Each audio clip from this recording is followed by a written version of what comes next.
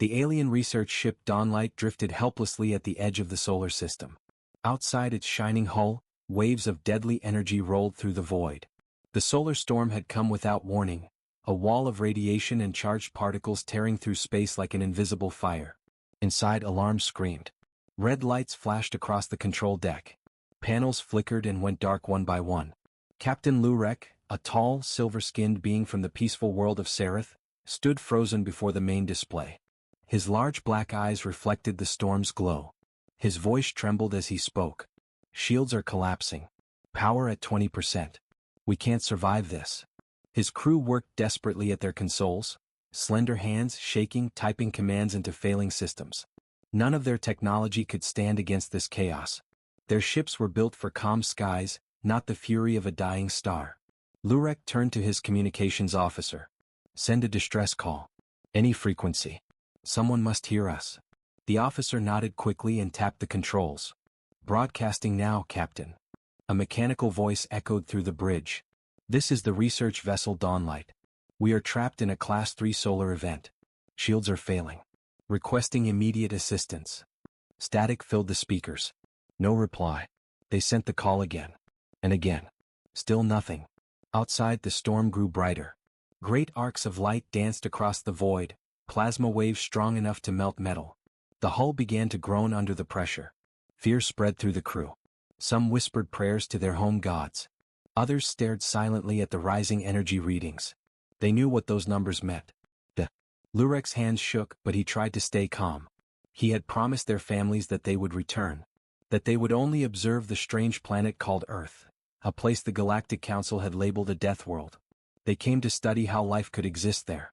Now, that same solar system had become their grave. Suddenly, a spark shot across one of the consoles. Smoke filled the air. The lights flickered again, then dimmed to emergency glow. The crew could barely see each other through the haze. The navigation officer gasped. "Radiation level spike. It's off the scale. Shields are gone." Lurek looked out the viewing port. The storm swirled like fire made of light. There was no escape. Then, through the static, a new sound. A low crackle, followed by a deep voice speaking in broken galactic code.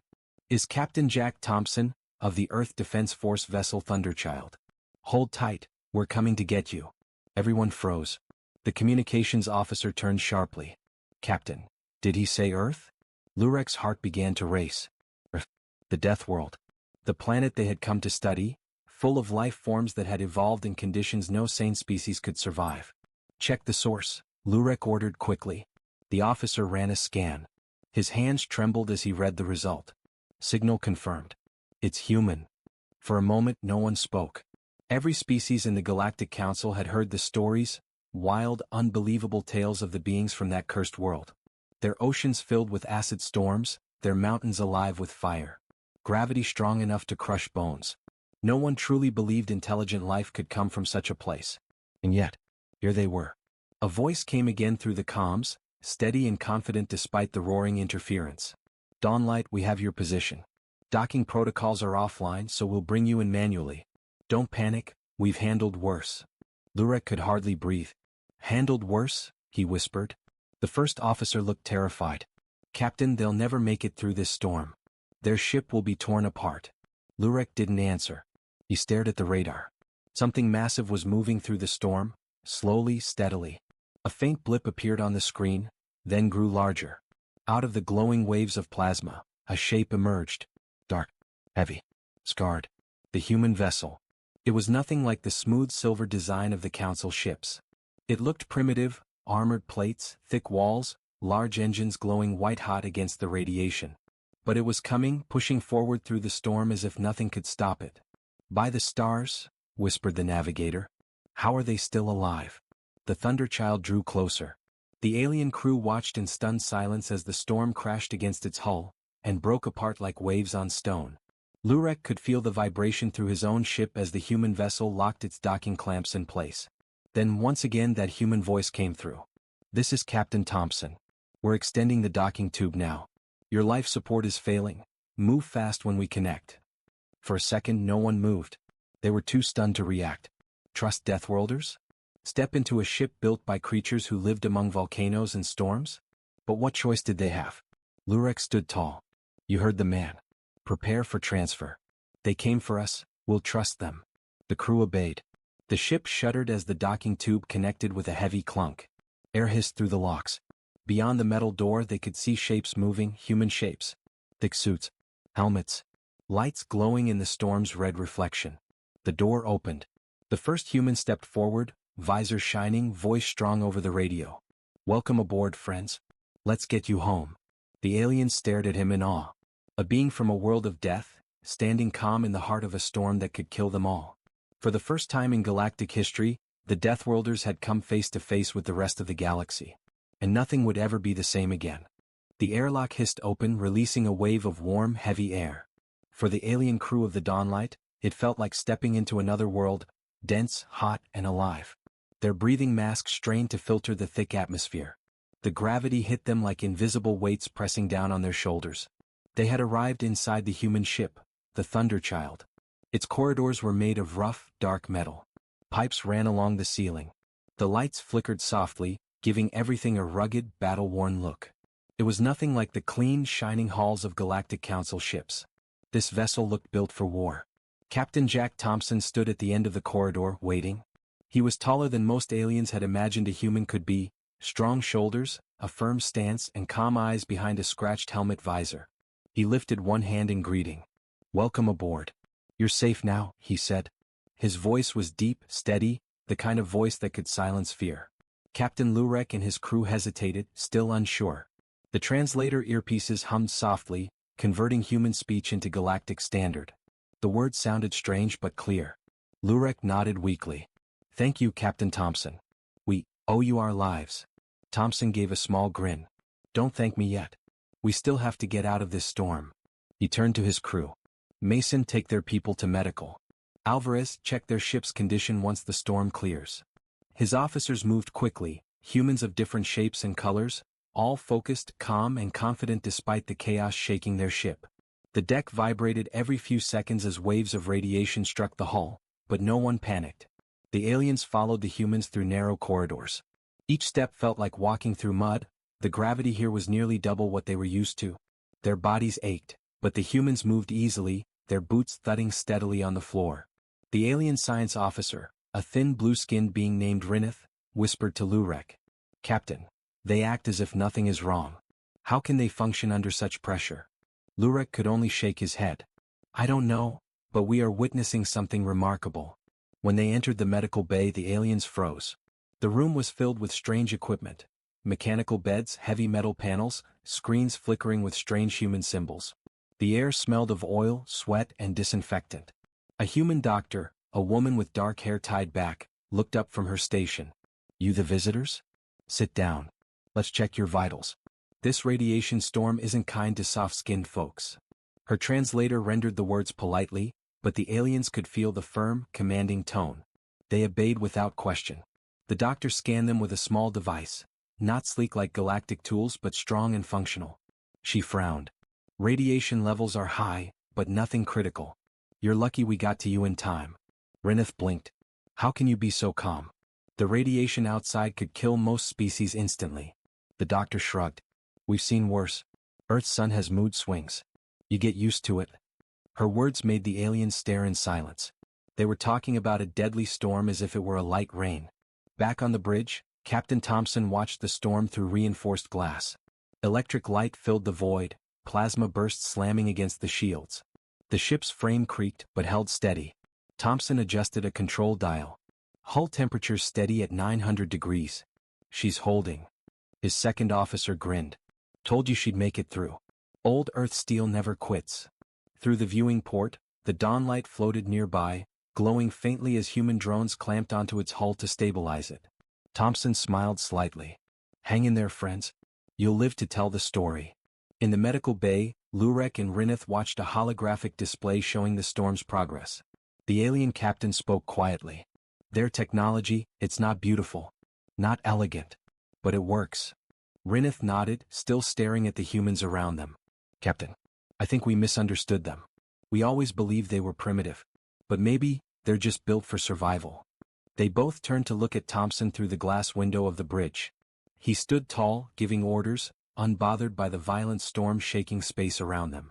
He was calm in the middle of chaos, like he belonged there. Minutes turned into hours.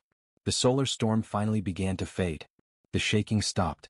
The red light outside softened into the cold black of normal space. Cheers erupted from the human crew. Storms clearing. Shields holding at 40%. We made it. Captain Thompson tapped his communicator. Dawnlight, this is Thunderchild. You're clear. We'll stay with you until the radiation drops to safe levels. Lurek answered, his voice still full of disbelief. We cannot thank you enough, Captain. No one else would have risked this. Thompson chuckled. You'd do the same for us, right? Lurek smiled weakly. Perhaps. But our ships, our people, we aren't made like you. That's okay, Thompson replied.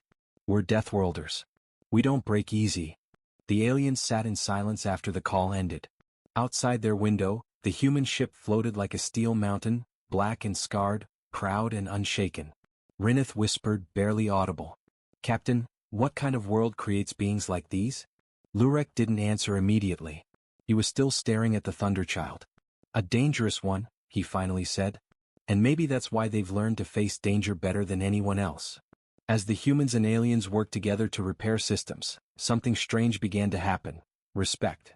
The aliens stopped seeing the humans as monsters from a death world. They saw them as protectors, tough, brave, and somehow, kind. When the storm finally passed, the human crew invited the aliens to their mess hall. The air was still heavy, but laughter filled the room. Humans offered food, strange and spicy, and the aliens cautiously accepted.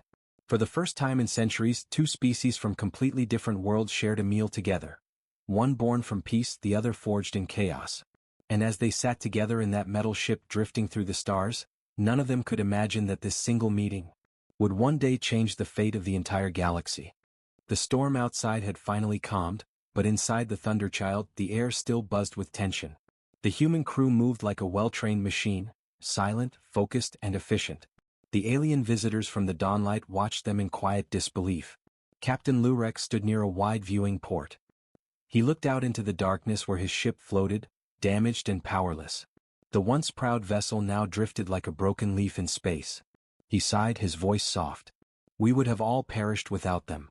Beside him, the alien science officer Rineth studied a small tablet showing human ship data. Captain, their technology is primitive in design but powerful. Their reactors produce more energy than any council-approved model. It's impossible. Lurek nodded slowly. They were never bound by our laws of safety. They build things to survive anything, even this. Down the corridor, Captain Jack Thompson and his crew were already working on the next problem. The Dawnlight was too damaged to fly.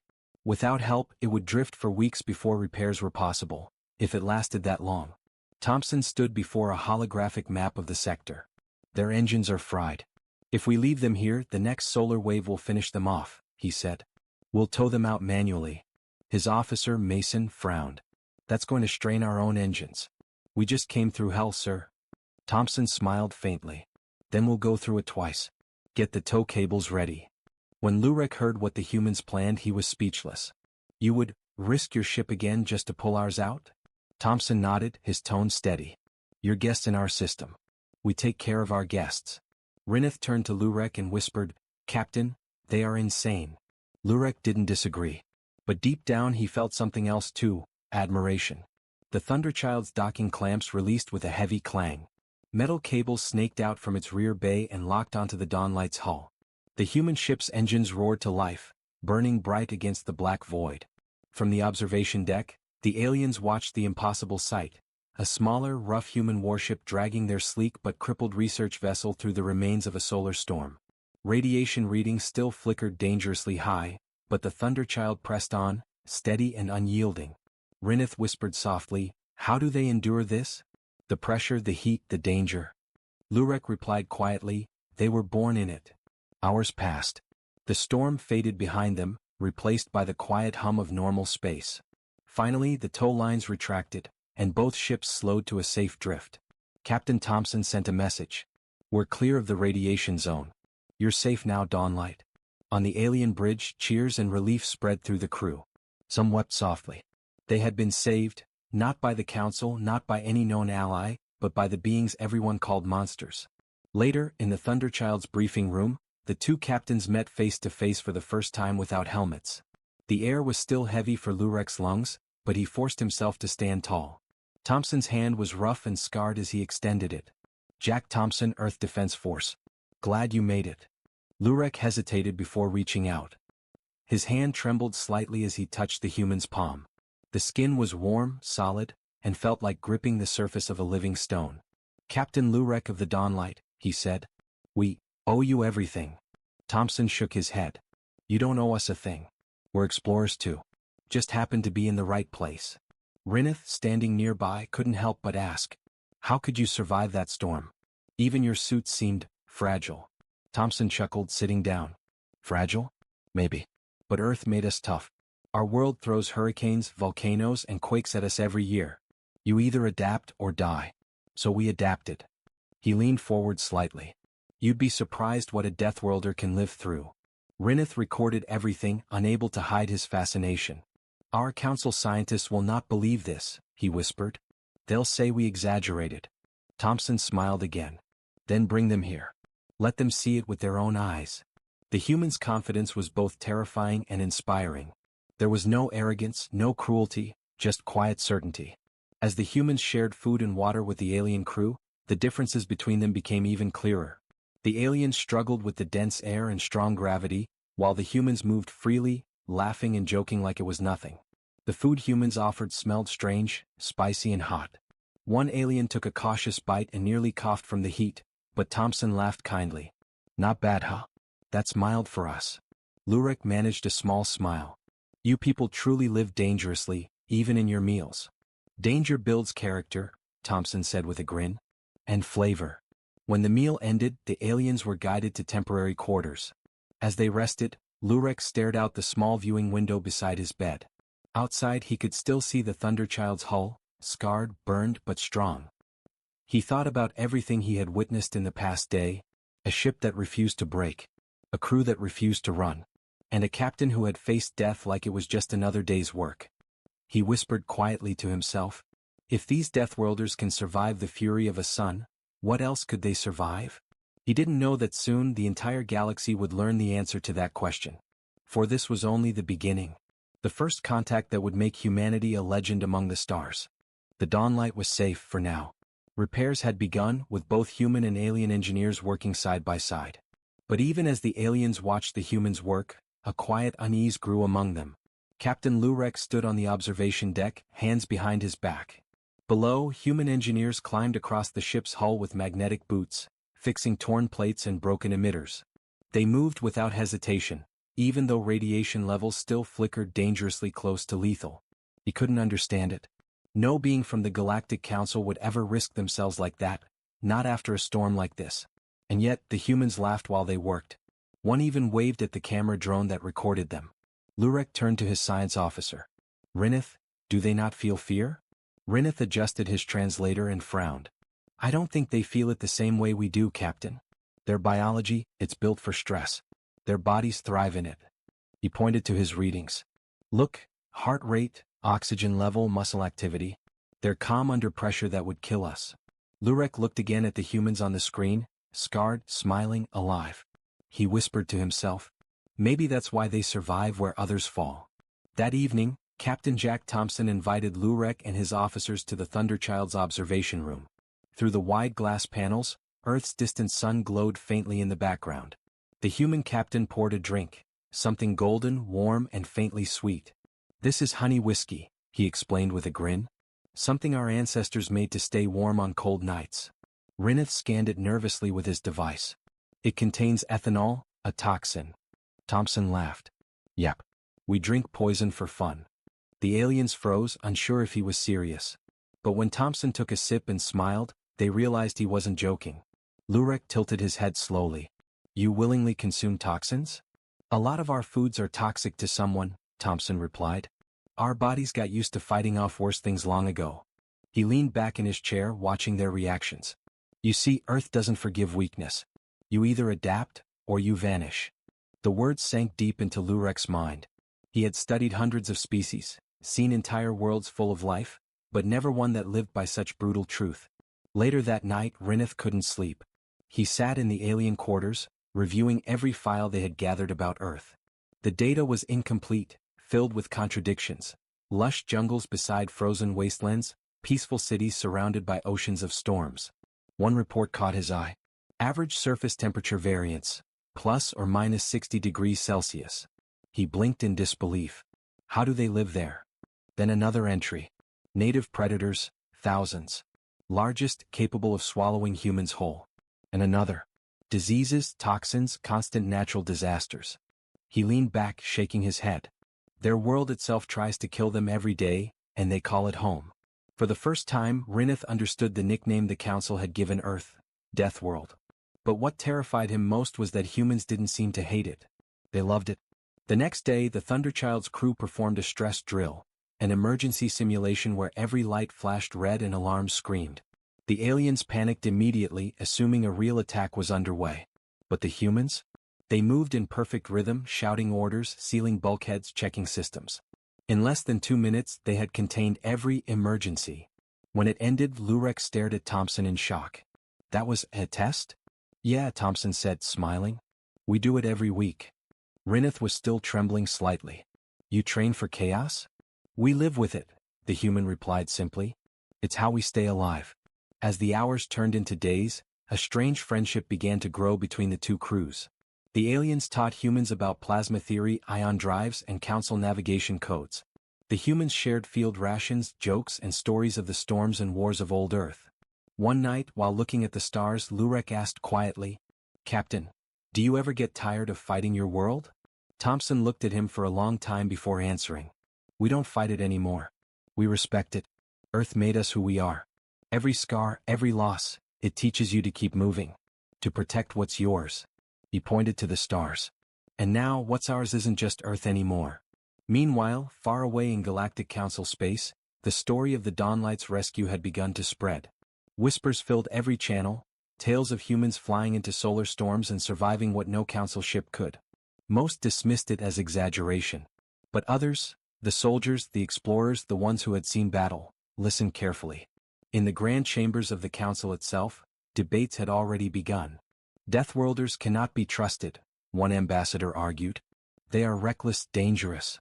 And yet, another replied quietly, they saved a Council ship when no one else would. The debate would last for months, but one truth was already spreading across the stars. Humanity was no longer a myth. They were real. And they were unlike anything the galaxy had ever known. Back aboard the Thunderchild, Captain Lurek looked once more through the observation window. The stars seemed brighter now, somehow different. Beside him, Thompson stood in silence. You've changed how I see the universe, Lurek said softly. I thought strength came from power or numbers, but you show it comes from endurance. Thompson smiled faintly. We're not the strongest, Captain. We just don't quit. As the two captains watched the stars drift by, a new understanding settled between them, quiet but unbreakable. The galaxy had rules. But the Deathworlders, the humans, had never been very good at following rules. And that, perhaps, was why they would one day save the galaxy. 3 weeks after the rescue of the Dawnlight, the story had reached every corner of the galactic network. It spread first as rumor, whispered by freighter pilots and outpost workers. Then as reports, flagged by intelligence agencies who didn't believe them. And finally as evidence, undeniable, shocking, real. A single human ship, Thunderchild, had flown into a Class 3 solar storm and survived. Not just survived, saved a Galactic Council vessel when no one else could. The Council convenes. The Grand Hall of the Galactic Council was a place of order and control, or at least it had been. Now chaos ruled. Hundreds of alien ambassadors filled the air with overlapping voices, chirps, roars, hums, and electric pulses. Holograms of the human ship hovered in the center, showing the bulky design and thick metal hull. To the Council it looked primitive, almost barbaric. Ambassador Creel of the Valari slammed his clawed hand against the table. This cannot be true. A Deathworld species cannot build something that endures a storm of that scale. Ambassador Tira of the Lothen, a calm, feathered being, replied softly. And yet they did. The data is verified. The Dawnlight crew's recordings match the Council probes. Creel hissed. Then these humans are not natural. They are a threat. Imagine what they could do in war. A low murmur rippled through the chamber. At the far end, the Council's high speaker, Eleanor, an ancient being of translucent blue light, raised a hand. The hall fell silent. We are not here to debate fear, Eleanor said. "We are here to understand." He gestured and the hologram shifted, showing footage from the Dawnlight's bridge cameras. The humans, their ship bathed in lightning and fire, locking on, maneuvering through chaos. Their captain's voice echoed through the chamber. "This is Captain Jack Thompson of the Thunderchild. Hold tight, we're coming." The words played again and again. Even filtered through translation, there was something raw about the tone, not arrogance, not cruelty, but courage. The hall was silent now. Eleanor turned to the delegates. "They call their world Earth," he said softly. "A place of storms, predators, and death. And yet they thrive. Perhaps we have misunderstood what makes a species strong. Fear and admiration." In the private council chambers, smaller meetings began. Each faction had its own opinion. The Valari called for containment. Humans must be isolated, Creel argued. If they can endure radiation, gravity, and toxins, they could build weapons beyond our control. The Lothen proposed alliance. "Their bravery is not a danger, it is a gift," Tira insisted. "Who else among us would fly into death to save strangers?" Others were torn. To some, humans were monsters. To others, miracles. In one corner, Ambassador Saren, a quiet scholar from the Telari species, studied the data alone. He replayed the recordings of the human ship dozens of times. Then he whispered to himself. They were not afraid. Even when death surrounded them. He sent a message to his home world that night. "Mark my words. The humans are going to change everything." The Dawnlight's testimony. When the Dawnlight returned to council space, Captain Lurek and his crew were summoned for questioning. They stood before the entire assembly, lights shining down like judgment. Eleanor asked the first question. "Captain Lurek, you claim humans rescued you during a Class 3 solar event. How would you describe their nature?" Lurek hesitated. He looked around at the gathered faces, politicians, soldiers, scientists, all waiting for him to speak. Then slowly he said, "They are exactly what we thought they weren't." Pause. "We believed a death world could not harbor intelligence. That such a place would crush life before it began. But these humans, they didn't just survive their world. They conquered it." The chamber stirred, whispers echoing. Lurek continued. "When our shields failed, they came for us. Their ship endured what ours could not. They walked in radiation that would kill us instantly. And when they smiled, it wasn't pride. It was kindness." He looked up at the council. "If that is what a death world breeds, then maybe we've been too soft for too long." The vote. For 3 days the council argued. Should they open contact with humanity officially, or seal the Sol system and forbid entry? The vote came down to a single decision. Isolation or alliance. The results flashed across the chamber walls. Green Square Alliance proposal, 53%. Red Square Containment proposal, 47%. By the smallest of margins, the council voted to reach out to Earth. Cheers and protests filled the room at once. Some called it the beginning of a golden age. Others, the beginning of the end. Eleanor raised his voice one last time. "Then it is decided. The council will send a delegation to Earth. We will meet these humans, and see what the galaxy truly fears." The storm beyond politics. Far across the void, in the orbit of Jupiter, Captain Thompson stood on the Thunderchild's bridge. The message from the council blinked on his screen. He read it twice, then smiled faintly. "They want to talk to us." His second officer frowned. "Think they're coming to thank us?" Thompson chuckled. "No. They're coming to find out what kind of monsters we are." Outside the viewport, lightning rolled across Jupiter's clouds, vast and endless. The captain watched it quietly. "Let them come," he said. "Maybe it's time the galaxy saw what humans really are." Suspense hook for next part.